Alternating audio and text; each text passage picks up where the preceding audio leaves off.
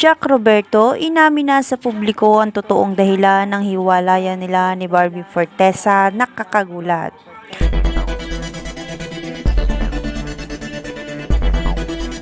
Hot issue pa rin ngayon sa mundo ng showbiz ang controversial na issue ng hiwalayan nila Barbie Fortesa at Jack Roberto. Matapos aminin mismo ni Barbie Fortesa sa kanyang Instagram post ang pamamaalam nito at pasasalamat kay Jack Roberto sa loob ng 7 taon nilang magkarelasyon.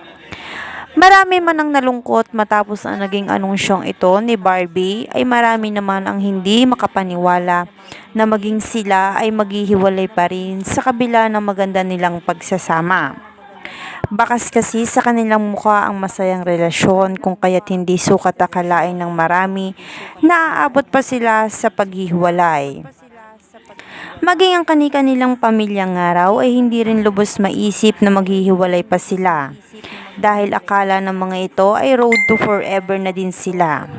Dahil kung minsan nga raw ay napapag-usapan na nila ang kasal. Marami namang fans nila ang naiyak at nanghinayang sa kanilang relasyon dahil napakaswerte na raw ni Jack kay Barbie, maging si Barbie kay Jack. Dahil pareho silang tanggap ng kani-kanilang pamilya sa isa't isa. Marami naman na naging katanungan ng kanilang mga tagahanga at kung bakit nga ba humantong ang mga ito sa paghihiwalay. Mayroong nagsasabi na baka raw si Barbie ang may dahilan o third party issue dahil sa pagiging overcloseness nito ngayon sa kanyang kalab team na si David Lincauco. Makikita kasi sa mga larawan ang kanilang pagiging sobrang malapit nila sa isa't isa ngayon.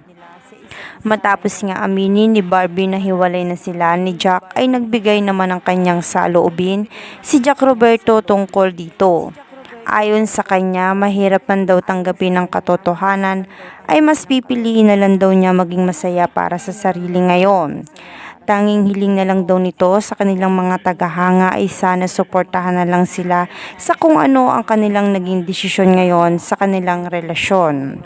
Nagpasalamat naman si Jack Roberto sa mga solid fans na sumubaybay sa kanilang pagmamahala ni Barbie Fortesa sa loob ng 7 taon.